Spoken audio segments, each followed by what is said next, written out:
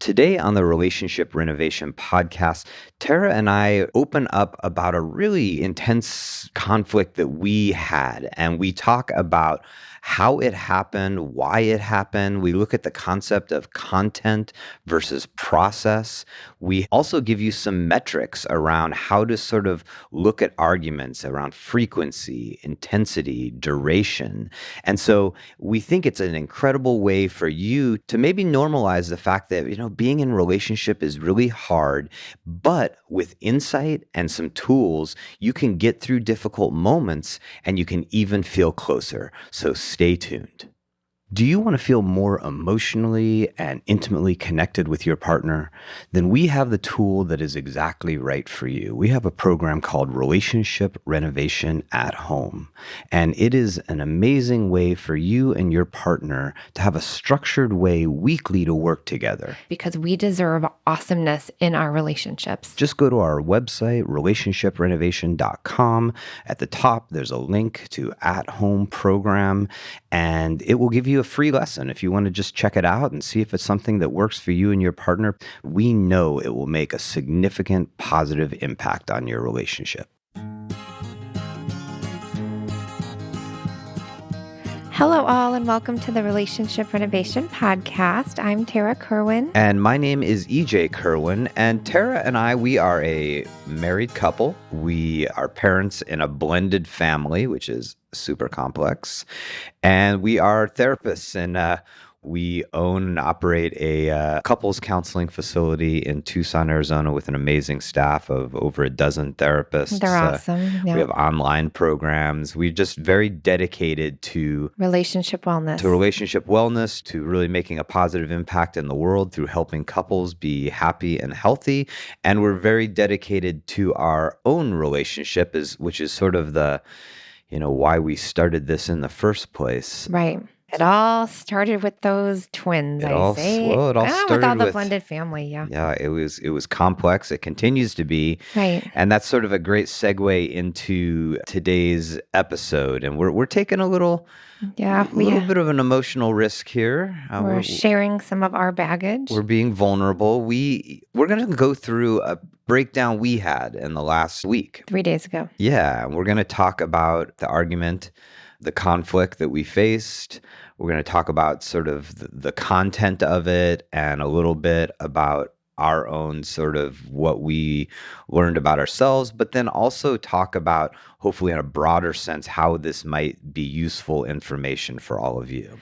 Well, and one of the big things too is because this has been so repetitive for over a decade in our relationship, and it's like a lot of couples that we see, it's like this one thing or a couple things will keep rearing its head, and it just has taken us so long to figure out, and we still haven't figured it out, but we know where we went wrong. So, it'll happen again. Hopefully we'll be able to finesse it a little better this time, but it's that repetitive underlying issues that you think are okay until they're not. And that's kind of what happened. And it really was one of the most intense fights we've had in a very long time. Absolutely. And one of the things we talk about with couples frequently is the concept of content versus process, which is in the context of an argument, content is what you're arguing about, what the data is, and process is the way in which you do it and maybe sort of the more underlying emotional, psychological stuff going on.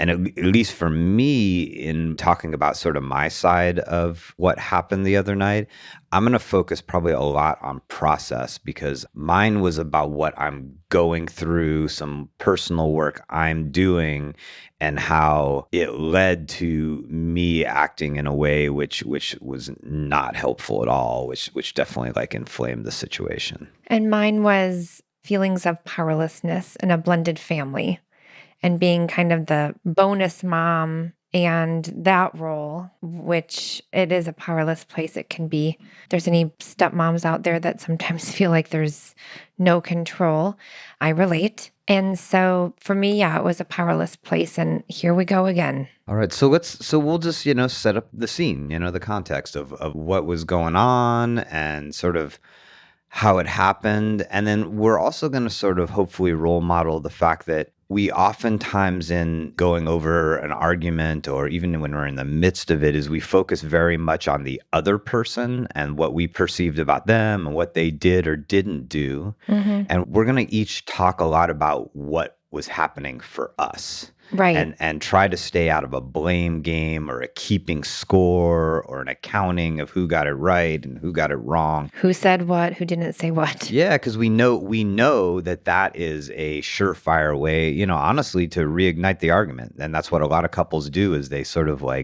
they retread Right. things over and over because they're constantly focusing on the other person, not necessarily focusing on themselves. And here's the cool thing about that, right? It's kind of called cognitive restructuring. That's how we help individuals and couples process fights, arguments, triggers. But what happens is within 12 hours, we were okay. That's kind of our magic number. We're don't wait for more than 24 hours. If you can repair and come back together within 12 hours. And it took the night into the next morning. So it took about 12 hours, but there are couples out there that will have arguments and not talk for days or do the separation or do the threat of leaving. And so just the more you keep doing this, the frequency gets less, the duration gets less, and the intensity sometimes gets less. Yeah, those are three sort of measurements that we use a lot with couples.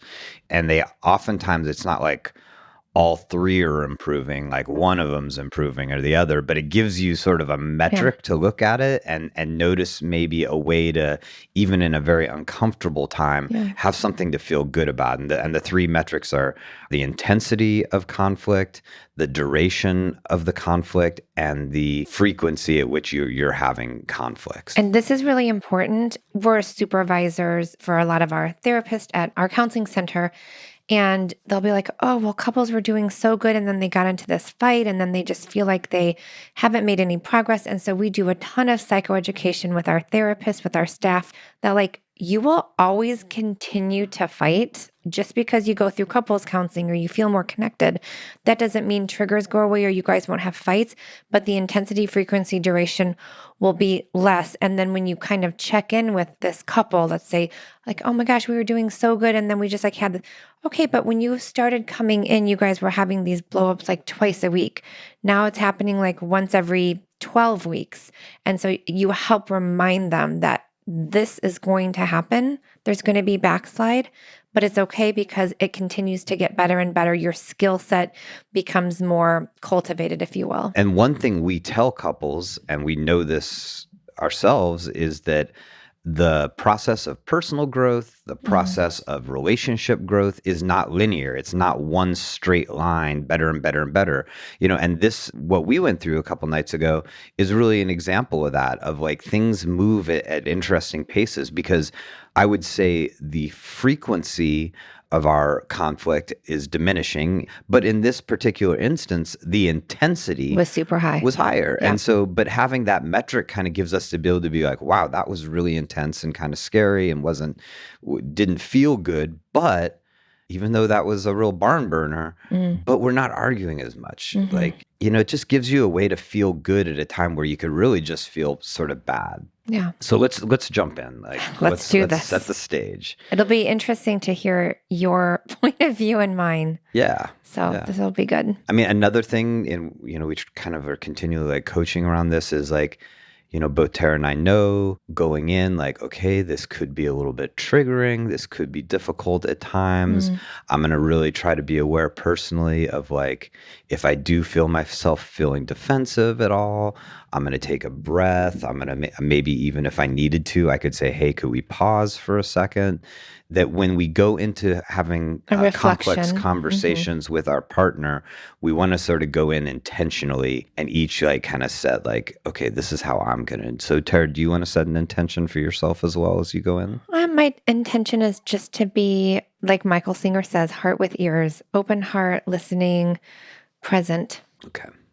All right, so I'll start. Okay. So we decided to go to the Christmas zoo lights. Yay. And it was a kind of a fun family experience. With some of our friends tagging along as well. With some friends. And I think a couple important things is one, blended family. So 2 older boys we hope to go with us. older boy had some finals and didn't really let us know. And so, but he had to study, so he couldn't be there. So he was at home. I think that was a beginning of Yeah. something there. And then we went and met up our friends, and I forgot the giant game of Jenga, which was supposed to sort of like provide some like stuff because we were going and having like a drink before we went to the zoo lights with friends.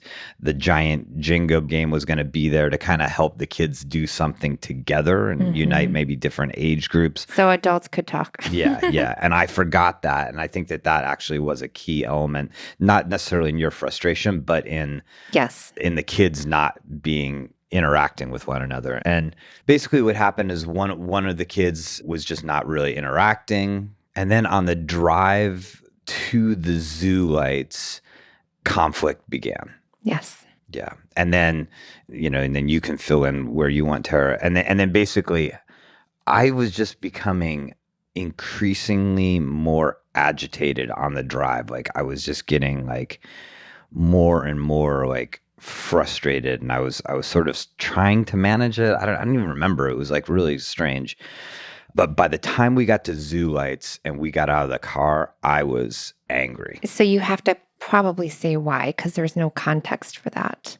That one of the kids wasn't interacting and then ride to the zoo. But what happened for you? Like, why were you getting amped up? That's a difficult thing for me right now because like I couldn't tell you one of the things you said. There was some words coming out of your mouth, but I don't even remember what you were saying. But I was just Yeah. I was blaming you for not having more interactions with your son. yeah. I said, I wish you would talk to him more.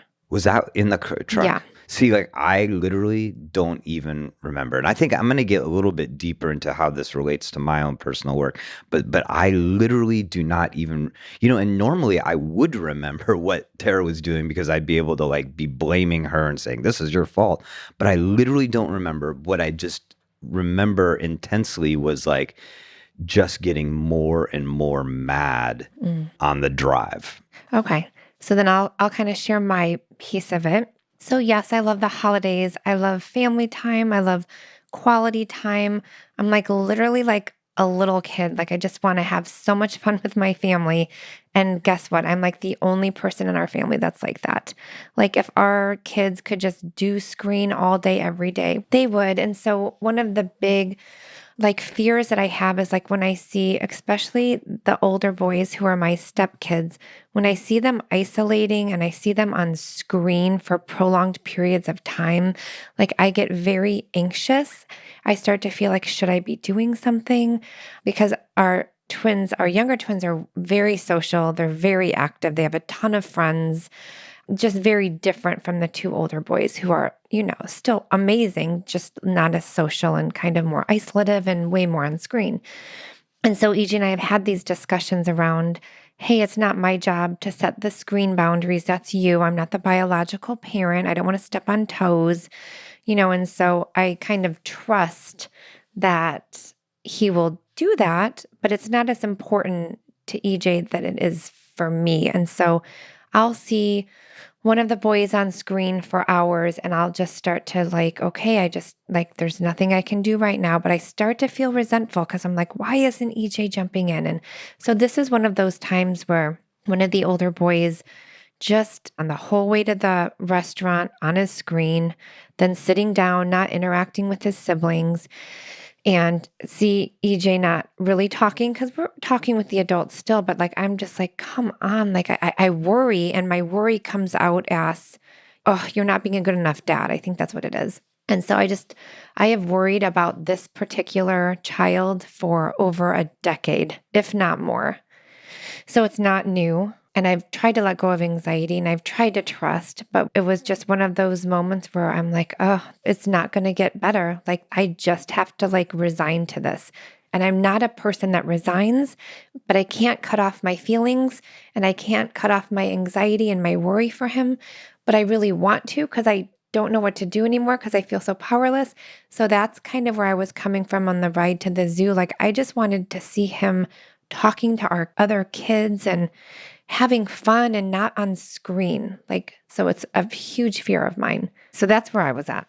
Yeah, I mean, this is what's really interesting about the argument, and I think we'll get deeper into it, is this was so not about the content for me, right? Like, I get everything Tara's saying, and we certainly have some continued work around us communicating about that and us feeling united. Right. This for me was about, well, I mean, outside of the context of Tara, is that like I'm doing a lot of work about, we've talked a lot about the show about like that my emotions I very much keep in check. I don't express myself. I just, sort of bury stuff. And greatly what this conflict for me was about was that because of I think the work I'm doing in therapy, like my filter is like it's being renovated. And so I accessed a lot of feelings. And I think some of it was feelings directly about terror. And I think it was also just about like just having a backlog of stuff internally inside of me.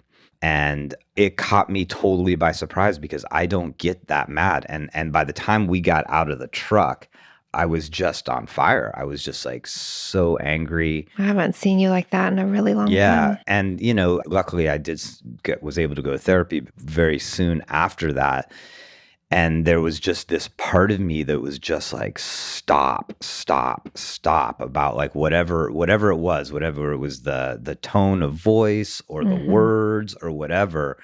It was just like this like immense like outpouring of emotions around like just not wanting to be treated that way, not wanting to be talked to in that way. And then unfortunately what happened was then when I escalated outside of the truck, then Tara escalated as well.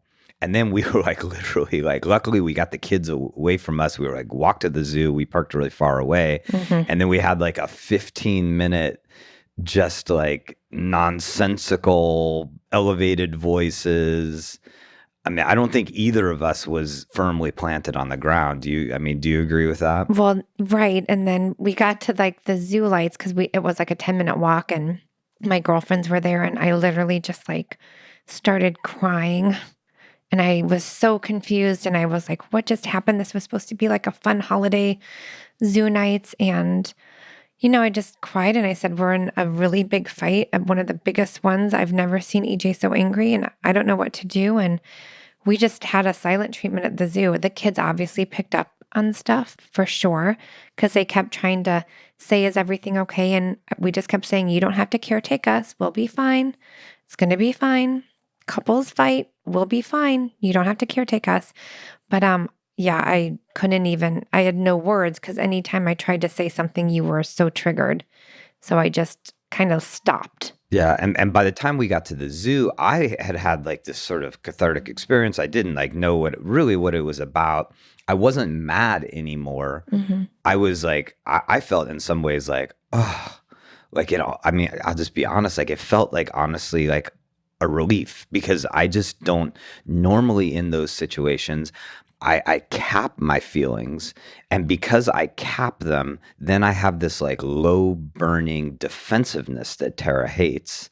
And I don't I hate it. It's burnt scary. through that cap. And I just like, instead of being resentful for the next 24 hours, I was like, honestly, I kind of felt like some relief. Yeah. I felt like That's what happens when you express yeah, emotions, honey. It's yeah, really cool. I felt that I like ineffectively expressed what I'm feeling. Yeah, but you're just learning how to express Yes. them in that way from having avoidance to now expression. So I even remember saying, like, this is after we repaired. I'm like, I love that you're expressing your feelings, but you have to find a way to do it in a kinder way. Yeah. But I said, I love that you're expressing feelings just the You did say way, that. I remember that. And I yeah, but thank you just for the that. way it was expressed was like, what in the heck What just in the what? happened? Yeah. And so, okay, so before we kind of go back and tease it apart a little bit more. So basically, then what happens? We go to the zoo, we don't talk Hmm. or very little. We come home. And I think it was something very positive that we did. It was just like, it was too raw. Tara was I definitely was in overwhelmed by flight. my I was leaving. I was like, expression. I'm going to go get a studio. Yeah. I don't need anything. I am just taking me and I'm taking the twins and we're out of here. Like I was so in flight, fight, or freeze. I was literally convinced I don't need $1. I just want to get out, get out, get out, get out. And if we would have talked again that night and tried to get into it, it would have gotten No. probably worse. So we didn't. So we didn't, and I know some people have like guides like never go to bed angry or whatever, but that night there was no possibility of dealing We with did not it sleep well. in the same room. We did not sleep in the same room. And then the next morning, I'm just reporting what I saw, and you can tell me. Tara was just in a place of like deep, deep, deep sadness. She may have been mad too, but what I was seeing was a lot of sadness, and she was still in like, I'm done with this. Yeah, I can't This is trust. I over. can't trust that this will be okay. I Yeah. can't trust you. I initially felt a lot of fear. I was like, oh man, I screwed up. But then I made a conscious choice because I remember I walked up to you in the kitchen and because you said something to me. You said like, don't you want me to be happy no matter what? Because I was in a fear place of like, honey, no, we can't do that. There's too much. We love each other. I was like kind of getting into pleading, and I was like, okay, that's not going to work. And she said, don't you want me to be happy? And so I thought about that. I walked outside, scoop poop. I came back in and I saw her in the kitchen. I said, Tara, you're right. I want you to be happy. And we don't know how we're going to get through this, but we'll get through it one way or another. And ultimately, you're right. I want you just to be happy no matter what. Well, that for me, what made me even start to shift is I said, I need you to be accountable for what keeps happening. This dynamic continues to happen. And normally you're like in this justifiable place. Oh, but I was like, no, I want you to be accountable for this dynamic around boundaries with screen time and quality family time. And you were able to say what? That I'm inconsistent, that I avoid those discussions, that the things that are important to you, I don't consistently hold boundaries around them. I basically was like, and it's kind of amazing because even though, again, I didn't express it well that night, but because I had just like let it out, like I didn't feel defensive the next morning. Like I didn't feel like I had to defend myself. I was really seeing Tara as very vulnerable. And yeah, it was easier to just be accountable. And then also like really at the end of the day, say like, I do care about you. I do want to be married to you. And I do want to like, be old people together. But I was able to just be like, you know what, if ultimately I do want her to be happy and I don't know, like, I just want her to know that I really care and I love her, and we'll see how we get through this. And so I left the house. And we had our staff holiday party like in an hour. And I was like, I cannot bring this energy to our center with all of our therapists who will immediately pick up on it. And so I did my cognitive restructuring. It's one of the most amazing techniques individuals can use when they're triggered. And I was able to, again, if you want to know more, we've had an entire podcast on this, but we have the whole method and procedure because I always write it down on my iPhone. You know what? I'm just going to share it. I'm just going to pull up my phone because some people might really want to. So I always write it down so I can understand it when I'm in a more neutral place. And then I share it with EJ. So that way he can. Okay. So the situation, son was a zombie on the phone. That was like the moment I was like, it's happening again. Thoughts. Am I the only one that notices? I feel so bad for him. I'm so pissed right now. Doesn't his dad care if he's just rotting his brain away? Should I say something? Should I do something? Am I a good enough parent? Is he lazy? Am I teaching him laziness? Why doesn't he care? Why doesn't his father care? I don't want to do this anymore. I don't want to worry anymore. I'm just so over this. I just want to be done. Those are all the thoughts we don't say, by the way. It is really important to write them down, even if they sound awful, because it helps get you to the negative core belief, which I'm about to get to. So those were my thoughts. My feelings were scared, anxious, doomed, powerless, helpless, afraid, disappointed, discouraged, disgusted, mistrustful, insecure. And then my behaviors were I was making rude comments, passive aggressive comments, verbally saying that I don't trust you.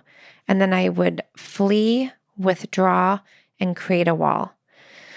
So those were, again, the situation that triggered it, the thoughts, the feelings, the behavior, my negative core belief, I am powerless, right? And then I know where that belief comes from. When you start to identify what the negative core beliefs are, you try to go real back as far as you can to where they might have early developed, right? Very traumatic childhood, lots of powerlessness. And in that moment, when I got to that negative core belief, I was like, of course, like I feel so powerless around screen and boundaries and getting my children to actually want to spend quality time. Well, boundaries, right? Boundaries. Of course, that feeling is going to make me feel mistrustful. And I don't want to feel that anymore. I can't feel that anymore, but it cannot be about you setting boundaries. It has to be about me restructuring myself. And basically, I go into this like I have healthy power. Like I can say, EJ, it's really important to me that you're more consistent with boundaries because my boundary is, 2 hours of screen time a day or whatever it is. Or it's really important that we continue to have weekly meetings around our blended family strategies so that both of our needs are being met, right? That's like healthy power. But when you don't have that and you're not planning and preparing and checking in with each other, this little underlying issue presented its ugly head and we just got hijacked. And so can I go through mine now? Yes. Yeah. Okay. And so this is the tool. We call it the relational cognitive restructuring tool. It's in our Relationship Renovation at Home program, also in our program that we take couples through. It's like really sort of the culmination middle, like, hey, this is once you've done a lot of prep work, you can get to the place because you have the insight that you're able to understand a moment more deeply. So for me, and what's interesting too about this is like the situations for us, even though we were in the argument together, the situation, the trigger were two totally different things, which is, I think, universal. That's what happens with couples. So the situation for me in truck and walking to zoo, harsh words from Tarah, look of anger and judgment on Tarah's face. So that's the stimulus. Mm-hmm. That was my trigger. My thoughts, here we go. What the F? I don't understand. What is going on? I don't deserve this. I can't take this. That was a big one that night for me. Like, I can't take this. My feelings, obviously, anger, frustration. And then, we always sort of in this, it starts off with those more broad emotions, and then they get a little more specific and a little more, hopefully, vulnerable. So start off with anger and frustration, but then right in there is confusion. I feel powerless. I'm scared, lonely, misunderstood. And then this other one, unknown. And that's like a new one for me. Like it's like unknown. I just feel like utterly alone. Actions. I try to hold it back. And then that time, which is not normal, is it exploded. I pushed back with words. I was in this weird yo-yo between like running away, trying to get away from her, and then coming back. I could feel myself like going in, pulling back, going in, pulling back. So I was like internally, I was like yo-yoing back and forth. I was like just so disoriented. And then the negative core beliefs that I discovered afterwards, you can't discover these in the moment generally. My negative beliefs were I am worthless, I am nothing, nobody cares about me, I am all alone. And that's and I just, clearly those are intolerable feelings to feel. And then the positive beliefs that I'm working on all the time, but definitely in moments of conflict, is I'm deserving of love. I'm deserving of care. Mm-hmm. And if I'm from that place, I can probably react in a more appropriate way and say, honey, I understand you're frustrated and you're mad about this and you feel powerless because I know and you told me, but the way we're communicating right now is not going to get us anywhere can we take a second? That's the learning that comes out of this. The learning and also the building of compassion, because when couples have these fights, these arguments, repetitive fights, they lose all the compassion because they just see the other person as being, stop doing this. I'm so sick of feeling this way. I'm done. And when you get into this more vulnerable process and both people are working on it, I get to be like, oh my gosh, you feel alone. And I know that you felt alone a lot of the times when you were younger. And like, I get to build compassion. And also, I love that. Sometimes I'm like, am I the only crazy one? I'm the only one doing these cognitive restructuring techniques. Clearly like, not. I'm crazy too. But I love that you actually did it and sent it to me because I'm like, oh my gosh, because it's probably like for every 20 I do, you do like maybe one. So I love that because I know that you're learning how to express feelings in a different way. And, I'm super excited for your journey.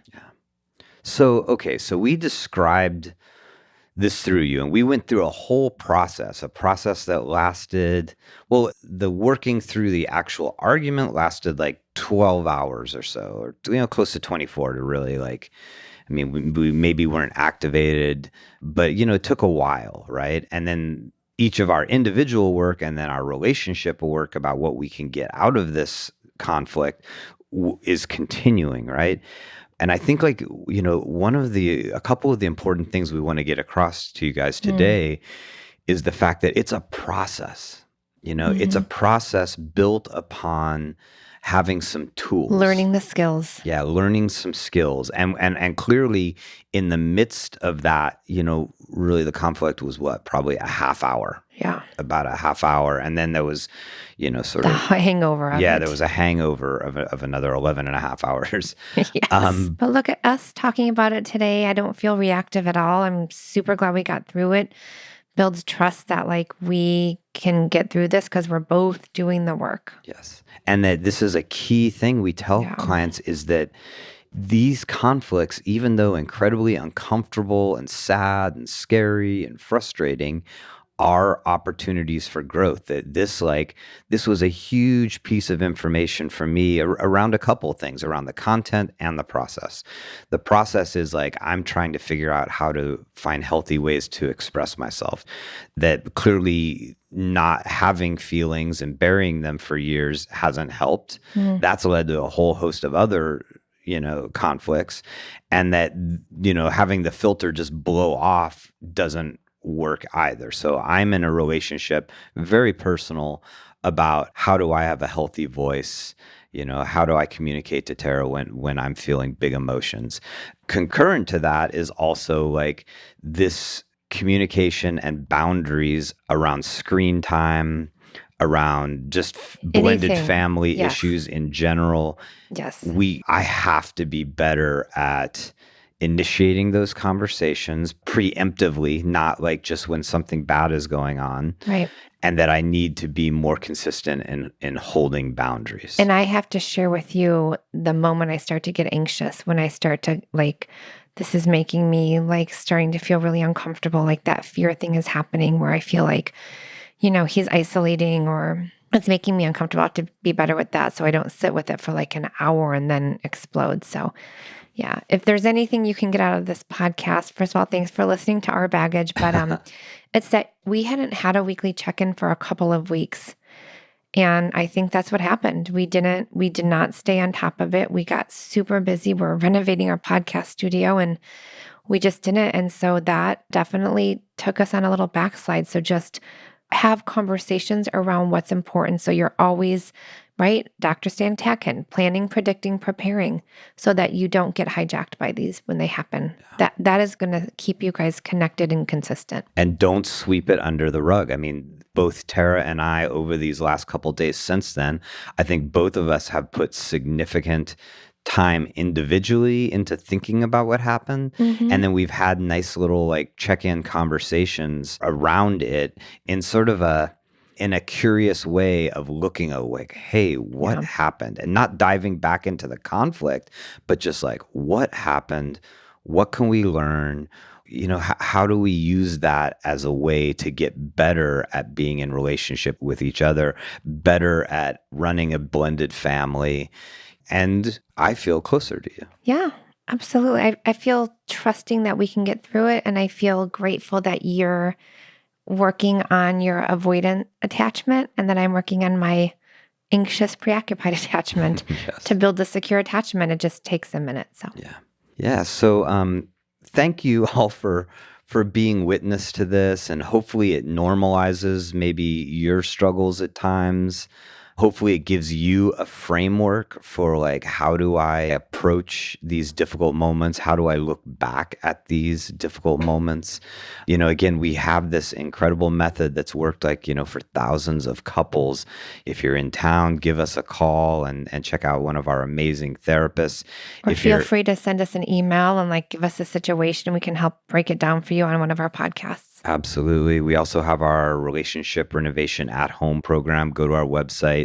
It is an incredible way to systematically renovate your relationship and make it the loving, trusting, well communicated relationship that we all deserve. Thank you for listening. As always, take care of yourself, take care of each other. You deserve it. All right. Bye Bye bye. bye. Me and you just singing on the train. Me and you listening to